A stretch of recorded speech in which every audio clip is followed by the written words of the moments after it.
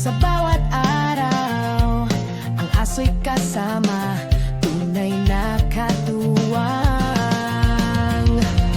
Bagbag, halika na, kwento ng aso saya'y dala. Sa tagumpay, it's all good, man's best friend, understood. Wagging tails, good vibes, kasama mo sa iyong buhay. Aso, katagumpay, sa tagumpay. It's so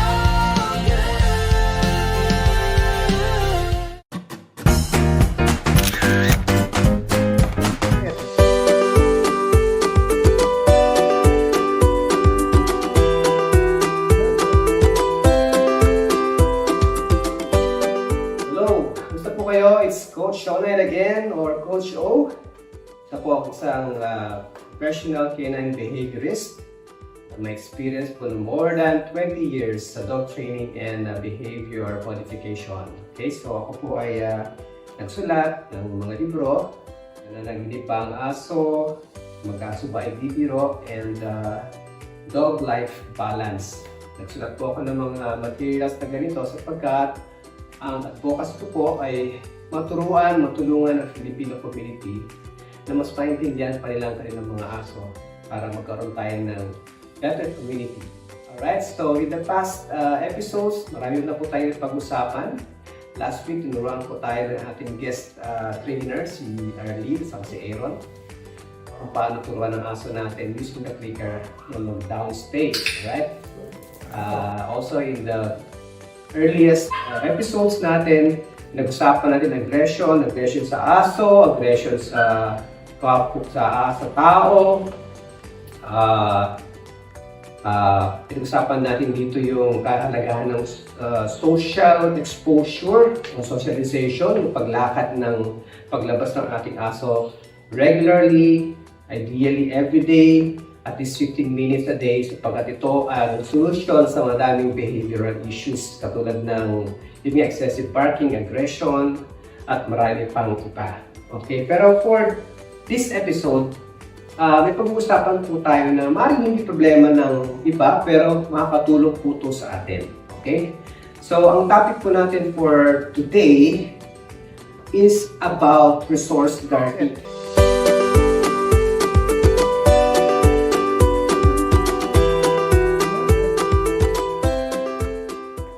Ano ba yung resource guarding? Ang resource guarding po, yung hindi mo mahahawakan kung saan tutulog yung aso.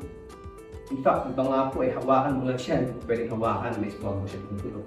Hindi mo pwedeng hawakan or lapitan yung aso kapag siya ay pinapakain mo. Okay, so, nandito po ngayon si Moses, isa pong guest na aso ngayon. At i-demonstrate ko lang po ano po ibig sabihin, paano natin ituturo sa isang aso o ipaunawa sa isang aso na ang lahat ng resources, pagkain, natulugan, ay tayo pwede control din sila.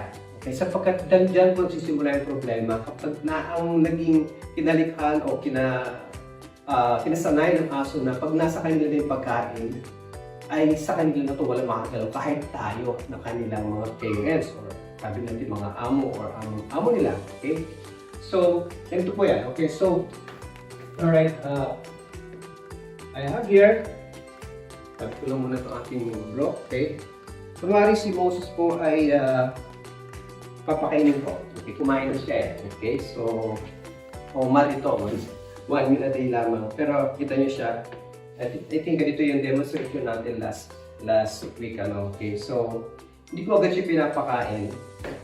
O binibigay yung food niya hanggat hindi po siya nag-sit or downstay. Okay, whether sit or down, basta ayoko po ng paglapag ng pagkain niya, pakainin niya agad. Katulad yan, nagkataon siya kasi gusto niya naman pagkain niya. Okay? Alright, siyempre natural lang na minsan gustong laban ng aso. Pero stay, gano'n, okay? Alright? Okay, get ito ba? Okay, now, hindi pa yung lesson natin, no? Ang lesson po natin, yung pwede kong kunin. Okay, kahit kumakain yung aso, pwede kong kunin yung food niya. Okay? Well, sa maraming pagkakataon, yung aso niyo po, pag ginulog niyo kinakain niya, baka angulan pa kayo. Well, that's a big problem. And dapat, pag nakita niyo yung ganyang senyales ng aso niyo, gawan nyo na ng remedial katulad ng ituturo sa inyo. Otherwise, magiging dominante ang aso sa inyo. Okay? So, maaaring naglalakad lang kayo or someone in the family, maybe a child, mapadaan lang doon, ay akala ng aso yung nakagawan siya. Okay? So, what we're trying to do now is to teach the dog that you control the resources. Yung tulugan niya, but for this exercise, yung pagkain. So, ang gagawin po natin, pagpapakainin natin sila, support the dog. Pag binigyan mo siya ng, sabi nga natin, wala namang aso na galit sa amo niya, no? Pero, di ba, meron tayong kasabihan na, don't bite the hand that feeds you, di ba? Hindi natin dapat payagin yung aso. So, ang ganito aso, kung papakainin na natin sila, bibigay ko lang yung food, okay? Gagawin ko na ulit. Hindi siya niloloko siya, but this is an exercise that can be suited to the dog. Okay? Bababa ko ulit. Ulit ko ulit. Sige, bibigay ko. So, anong naiintindihan ni Moses? Okay?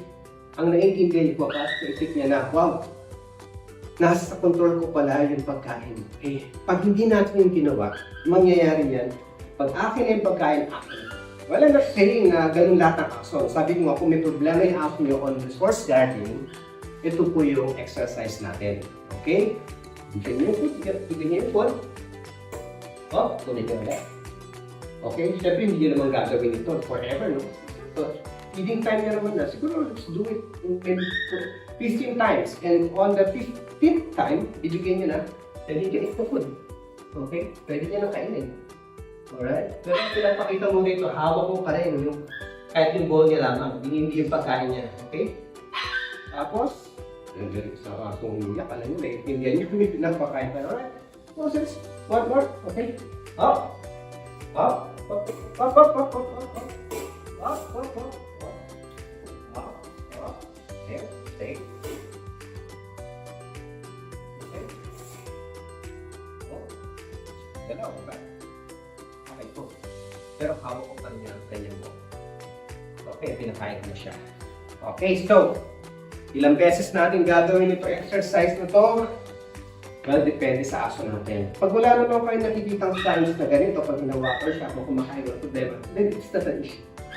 Let it be, okay? Pero, pag nakikita niya aso, nag-develop siya, nagkakaroon ng depression, nagtatagad na resource, guarding, yung ginagalaw yung kanyang food, ito po yung exercise natin. Okay? Ano uli yung mensahe natin sa aso? You're telling the dog that you are in control.